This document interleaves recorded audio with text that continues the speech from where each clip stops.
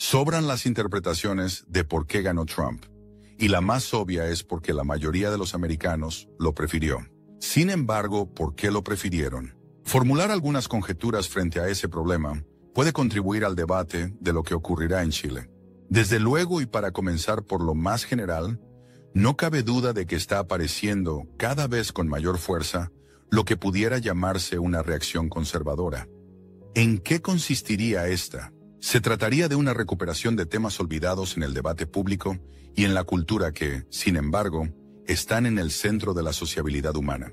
En efecto, durante mucho tiempo, el debate público y político estuvo dirigido a responder la pregunta de cómo salvaguardar o promover las libertades, la autonomía personal, estableciendo límites insalvables al Estado. ¿Cómo hacer posible la libertad evitando toda injerencia no consentida? Este enfoque influyó en la escuela y en la familia, que principiaron a concebirse como extensiones de la democracia. Este es el origen, podría decirse, de un amplio conjunto de problemas. Y es que se olvidó la pregunta, exactamente opuesta a la anterior, que estuvo en el origen de las ciencias sociales, en Combe, en Durkheim, en Galen, en Parsons. ¿Cómo es posible el orden social? Pues, ¿qué es lo que hace posible que las personas estabilicen sus expectativas y ordenen sus deseos? Mientras el primer punto de vista acentuaba los factores que hacen posible la autonomía, el segundo, el conservador, acentúa la necesidad de una orientación compartida, no individualizada ni divisiva, sino común.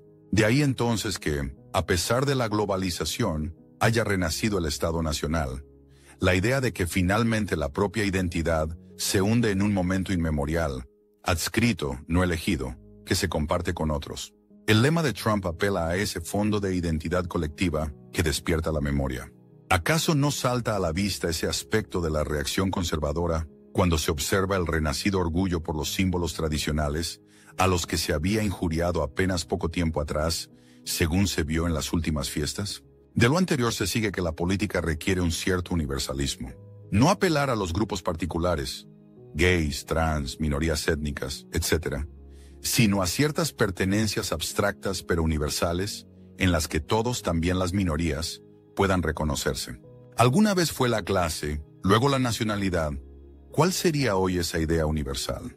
Es probable que este sea uno de los desafíos de la política en Chile, pero las pistas para resolverlo son obvias. Hay una gigantesca mayoría de grupos medios, apenas anteayer proletarios, que esperan se revalide su experiencia y se la reconozca en vez de que se la derogue, describiendo lo que las familias experimentan como progreso, como un timo o una estafa neoliberal, o sus quejas ciudadanas como dolores, como ha ocurrido muchas veces con el discurso del Frente Amplio. Los ciudadanos no son personas dolientes, son miembros de la comunidad que exigen ser tratados como tales. Trump apeló a ese universalismo, sin ninguna duda, y despertó el orgullo, y por esa vía brindó reconocimiento a grandes mayorías de trabajadores que no se reconocían en el discurso interseccional que acentuaba la raza, el género o la orientación sexual, que está bien para describir la realidad y discutir, pero no para hacer política. En el caso de Chile, ese discurso interseccional sigue haciendo sentido a las nuevas generaciones encandiladas con las lecturas apresuradas, pero no hace ninguno a las familias y los barrios. Y claro está el tema de la seguridad. Los seres humanos, incluso para ejercer su libertad, mejor aún, justo cuando se trata de ejercer su libertad, necesitan saber a qué atenerse, prever dentro de ciertos rasgos lo que ocurrirá. Esto es lo que explica el valor de las instituciones, que disminuyen con sus reglas la sombra del futuro. Pero esto es también lo que explica que el miedo al otro, que es la forma más dramática de la inseguridad, se constituya hoy en el tema central de la agenda política. Y este tema no se apacigua con discursos bien pensantes, es la injusticia y la pobreza el problema, etc., sino con revalidar la fuerza legítima del Estado, que no es otra cosa que el valor del derecho, cuyo revés, como lo sabe cualquier estudiante, es la coacción. Hay pues detrás de este triunfo de Trump un signo más de la reacción conservadora que consiste en recuperar las verdades incómodas de la vida social, que el orden social exige un sentido de pertenencia inmemorial y no solo identidad elegida, que las trayectorias vitales demandan ser reconocidas en el valor que se atribuyen, en vez de ser solo descritas como vidas dolientes y víctimas de injusticia, y que late en la vida social un anhelo de seguridad física que solo se apaga cuando se revalida la tarea más antigua del Estado: ejercer la fuerza para evitar que ella se enseñoree de las relaciones sociales. Carlos Peña plantea en su columna una reflexión interesante y provocadora sobre el porqué de la victoria de Trump, la cual él asocia a una reacción conservadora que ha comenzado a resurgir en varios países. Peña sugiere que este triunfo no se debe solo a una preferencia superficial, sino a una búsqueda de valores olvidados en el debate público: orden social, sentido de pertenencia y seguridad.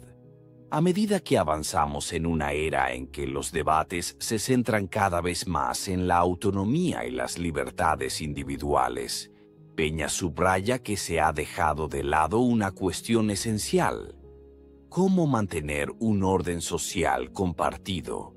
Esto lleva a una paradoja interesante, pues mientras se promueven libertades personales, se generan tensiones entre grupos que buscan el reconocimiento de identidades particulares y una mayoría que pide algo más universal, algo que los incluya a todos, sin divisiones. Trump, según Peña, conectó con esa necesidad de universalidad, apelando a símbolos nacionales y a un orgullo colectivo que había sido dejado de lado. Peña toca otro punto crucial al referirse al tema de la seguridad. Para él, la libertad no puede existir en un vacío de previsibilidad. Los ciudadanos necesitan un sentido básico de estabilidad y protección para poder vivir en libertad. Por eso, Peña defiende la necesidad de instituciones fuertes y de un Estado que se encargue de brindar esta seguridad de manera efectiva. Esta reflexión sobre Chile y el mundo nos invita a repensar la política actual. Si bien el enfoque en derechos individuales y en luchas de minorías es vital y válido, Peña sugiere que no debe ser la única narrativa. La mayoría que se siente fuera de este discurso también necesita un espacio y una identidad colectiva en la que reconocerse. Ayúdanos a seguir publicando estas noticias. Solo debes darle me gusta y comentar. Los mejores comentarios serán publicados en futuras ediciones. Además, te invito a suscribirte al canal y actives la alarma de notificaciones. Hasta pronto.